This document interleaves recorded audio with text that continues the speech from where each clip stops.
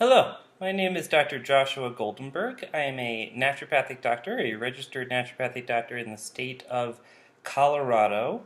And today we're going to talk about small intestinal bacterial overgrowth. Now, this is an area that is becoming more and more popular over the years. It's actually kind of exploded onto the scene over the past, maybe 5 years for sure.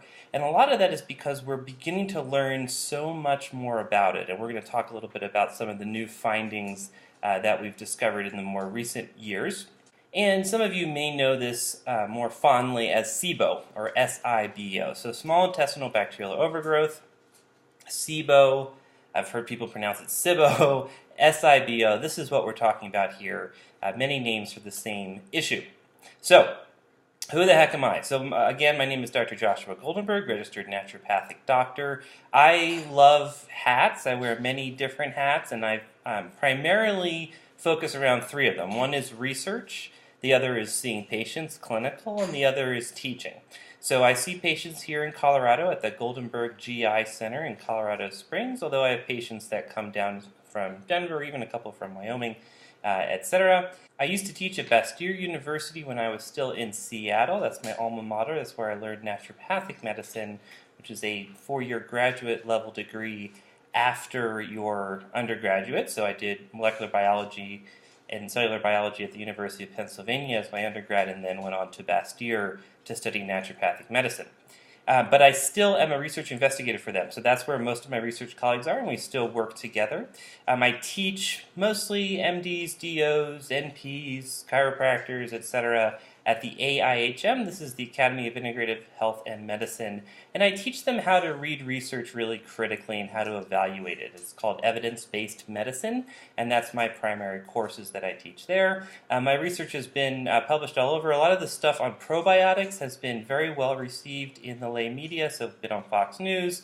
We've had publications in JAMA, numerous Cochrane reviews, etc. And then more recently, I am a mentee of the Rome Foundation, which is an international group that focuses on functional medicine disorders, including IBS. And what we'll see in this talk too is that SIBO and IBS are intricately related. We're beginning to realize more and more now. So people might be asking, okay, so what does this look like? How do I feel? How do I know I have SIBO? So unfortunately, SIBO is the great pretender, right? It can present in so many different ways. Some of the common ones, of course, are any sort of gut disturbance, so diarrhea, constipation, abdominal pain, cramping, but bloating seems to be the main presenting symptom in SIBO, and we'll see why that is in a second. A lot of people with SIBO will have food sensitivities, and a big question becomes, what comes first, the chicken or the egg there, as far as the SIBO causing the food sensitivities and vice versa. A lot of people actually with SIBO will have belching, flatulence, nausea, heartburn, as well as a common symptom with SIBO. And then a lot of people get, systemic concerns, so like fatigue and chronic digestive complaints, and some people even claim joint pain as well. So, while we think of SIBO as focused in the gut and particularly in the small intestine, and we'll cover that a little bit more in detail in a second, it can have systemic effects, and we're seeing that more and more now, fatigue being a main one, as well as possibly joint pain too. Okay, so, what's going on here? So, as a lot of you probably know, if you've listened to any of my other talks for sure, because I'm obsessed with it, there is this incredibly fascinating ecosystem in all of our guts, right, primarily in the colon, of a gorgeously complex, integral part of who we are, which is the gut microbiome. And you've probably heard that phrase thrown around. It's coming out into the lay media now for sure. Researchers have been going nuts over this for years now. In fact, I just got back from DDW, which is the largest international gastroenterology research conference in the world, and they just had it here in Chicago, in the U.S. in Chicago not too long ago. And I was presenting there on some of our IBS research, and it felt like 40% of all the presentations, all the research had to do in some way or another with the gut microbiome, and that was kind of the running joke at the conference. It was almost like a microbiome conference. So the gut researchers, the gastroenterology researchers, the docs on the cutting edge were really beginning to see that The gut microbiome is kind of where it's at, right? Now, primarily, these bugs should live in the large intestine. They should live in the colon. What they should not be doing is living in the small intestine. We think there should be, well, we don't think it should be sterile, but there should be very, very minuscule amounts of bacteria in the small intestine, certainly compared on orders of magnitude to the large intestine. Now, what we think is going on with SIBO is that there's a breakdown there, and that you have some of these buggers that are completely normal and probably helpful, that normally live in the colon, actually moving up, crawling their way up into the small intestine where they cause a lot of problems. So one of the ways I like to tell patients about this is it isn't necessarily that the bugs are pathogenic or bad bugs. The question is not what they are, but where they are. In this case, they're in the wrong place. They're in the small intestine there. And that leads to all sorts of concerns and symptoms, which we're going to kind of talk about in a sec. So it comes down to this in a very simplified way. It comes down to this equation. You've got these bugs in the small intestine, and you feed them, right? You eat something.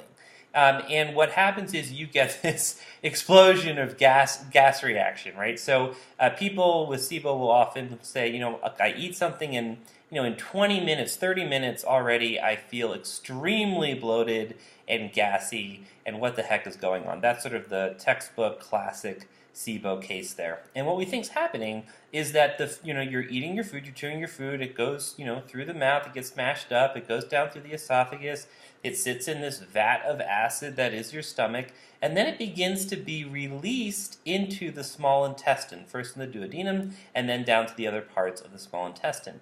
Now, what we think is happening is we've got all these bugs, this small intestinal, so it's in the small intestine, bacterial overgrowth. We have too many bugs in the wrong place, so small intestinal bacterial overgrowth. They're just kind of hanging out there waiting to be fed. Here comes all this food, particularly simple sugars. They digest it, and what do they make? Well, they make gas. Primarily hydrogen and methane are the troublesome ones, we think, but now, and actually this is new research, Dr. Mark Pimentel at Cedars-Sinai is working on this as well. There is a new push that there might actually be a third type of gas produced called hydrogen sulfide, which may be a lot harder, actually currently impossible to see on breath tests, and we're going to talk about how you test for this in a second, but they're actually developing a new test that will actually be able to see evidence of those little buggers as well. But either way, you feed these bugs. It's not that you're eating anything wrong, and it's not that these bugs are wrong. It's just that they're in the wrong place, and they ferment it, and they produce gas. Now, what we think happens is that gas sort of creates a pressure effect, right? It pushes against the walls of the small intestine. It causes discomfort. It causes sensations of bloating. It causes distension of the abdomen, and then this gas needs to go places, right? So a lot of people will burp. They may have sulfurous burps, etc. It may lead to flatulence as well. So basically what we're dealing with is a large amount of gas in the small intestine. Now, another fascinating development is also out of Cedars-Sinai, Dr. Pimentel's work, that the methane producers, those that are actually making methane, that itself seems to be constipating. And so some patients with SIBO that gas will actually cause constipation as well, whereas others, again, depending on the bugs, depending on the type of gas produced, it may actually cause diarrhea, or it may not affect the bowels, it may just remain as bloating.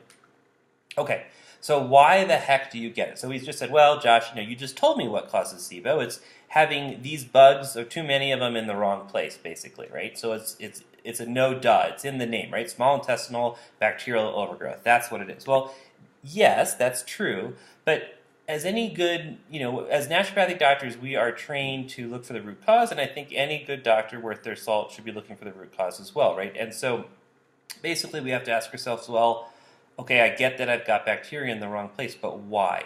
Why is that bacteria there? And that's something that we're actively figuring out in research over the past few years. Some of the things that are coming to the fore here are as follows. Surgery is a big one, abdominal surgery. So, some research is suggesting that up to 80% of people that have surgery will develop what's called adhesions in their abdomen. And this is basically, it's kind of like scar tissue, like if you fell down off off your bike or something and you scraped your arm, you have a big open wound, and then what happens after a while, you develop scar tissue, and the scab goes away, but then the tissue is never quite the same after that, right? And so something similar is happening, we think, in the body when we have surgery, and actually they're developing surgical techniques now to minimize this, but it's still exceedingly common, where after the surgery, maybe a month or two after the surgery or so, you're going to begin to develop these adhesions, right? These sort of like scabs, if you will, within the abdomen.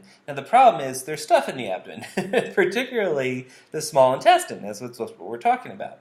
Now what can happen is that, and it's somewhat mobile, right? So that small intestine may get strangulated, may get strangled by these strands of adhesions.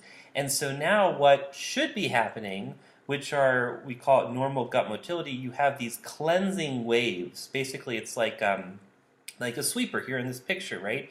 Every hour and a half or so, we have these cleansing waves where it sort of starts up top and it moves all the way down, it propagates all the way down, where we're basically sweeping the bacteria back to the colon, sweeping them back to the colon, right? So, some of these bugs are going to climb their way up, but we sweep them back, we sweep them back, we sweep them back. So anything that's going to mess with that sweeping mechanism, with that sweeper, we're going to have problems. So what we think happens with some people with adhesions is that they can strangle the small intestine and get in the way of this propagating, this moving, sweeping motion, basically stop it where it's getting strangled. And that is going to allow the bugs easier access to climb up, is the thought.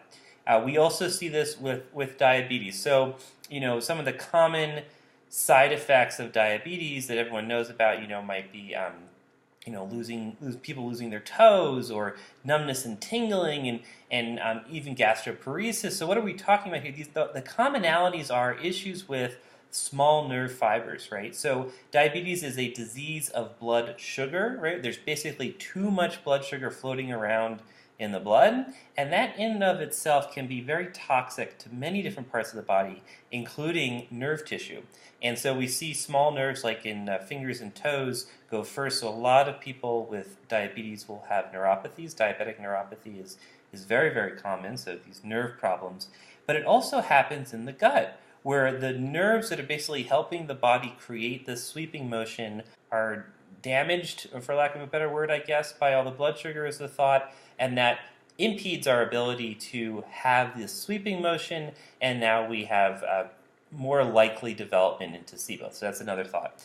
The other thing, I have a little picture of pills here, is because some of the new research looking for different associations with different drugs and SIBO, two are coming up. The very famous one are PPIs. These are proton pump inhibitors like omeprazole. These are extremely common, and one of the top drugs used in the U.S. use it for reflux, for GERD, right? And so like, oh, I've got acid, okay, just take this PPI. It's very often overused and overprescribed, and certainly prescribed for too long.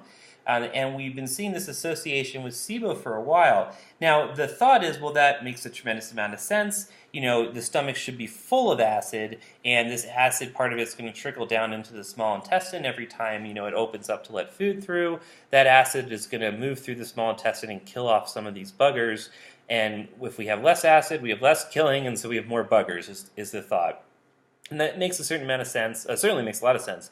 The only reason I'm kind of speaking with caveats right now is a more recent study on people with PPIs looking at SIBO, diagnosed with the gold standard, basically going in and sampling liquid from the small intestine. They did not see an association with people that took PPIs and people that developed SIBO later. That's one of the first contra studies. Now, as you probably know, research goes back and forth, but it's an interesting one, and it was a really well-conducted study. So, probably PPIs are at fault, but possibly not. The other new one that's coming up is an association with levothyroxine. This is a hypothyroid, a low thyroid medication that a lot of people take as well. So this may be another association too. We're not fully sure of how that might be causing the SIBO at this point.